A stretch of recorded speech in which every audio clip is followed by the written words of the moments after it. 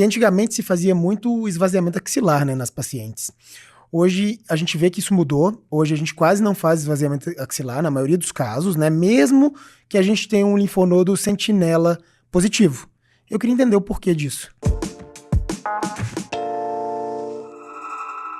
O porquê disso, Fabi, é que quando foi publicado um grande estudo, na verdade já estava se questionando isso, né, ali em meados dos anos 2000, né, 2010, 2011, foi publicado um grande estudo que foi encabeçado aí pela doutora Monica Morrow no Hospital Memorial de Nova York, e que é uma pessoa extremamente respeitada, né? Eu sempre digo que a mastologia, ela tinha o Dr. Veronese, né, que faleceu, foi a óbito, e atualmente uma das pessoas mais respeitadas no meio mastológico é a doutora Monica Morrow, e ela conduziu um brilhante estudo, né, que foi um ensaio clínico, que ela randomizou pacientes com axila positiva, linfonodo sentinela positivo, e aí ela dividiu. Metade foi feito o esvaziamento axilar tradicional, que a gente fazia, né, de praxe em todas as pacientes com linfonodo sentinela positivo, e a outra metade ela não esvaziou.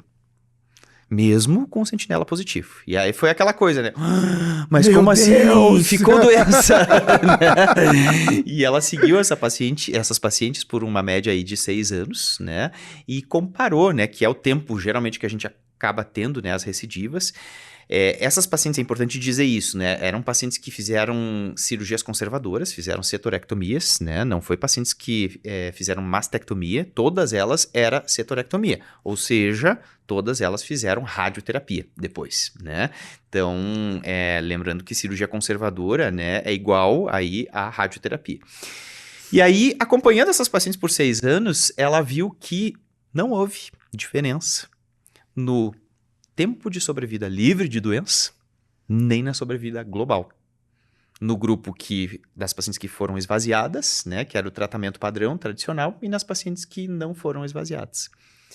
E aí, então, puxa, mas então quer dizer que o esvaziamento axilar, né, que a gente, para o mastologista, era aquela cirurgia que a gente mais tinha que ter um treinamento específico, né, porque é uma cirurgia delicada, é uma cirurgia que pode deixar sequela na paciente, você pode pegar estruturas importantes, veia axilar, nervo de Bell, né, que é o nervo torácico longo, intercósto braquial.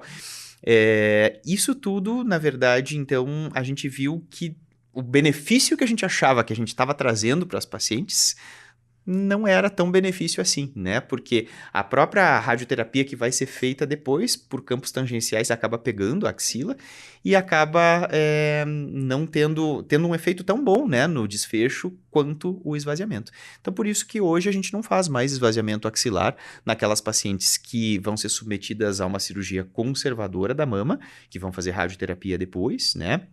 Naquelas pacientes que têm tumores de até 5 centímetros de tamanho, né? Ou se também são pacientes que é a primeira intervenção a cirurgia. Se a paciente, por exemplo, fez quimioterapia neoadjuvante, a regra não vale, porque essas pacientes não foram incluídas no estudo, né? Perfeito. Então, se ela fez, por exemplo, quimio-neo e deu sentinela positivo, essa paciente vai ter que fazer esvaziamento, porque ela não entra, né, como pacientes que entraram no estudo que a gente tem, né, aí dados para não fazer.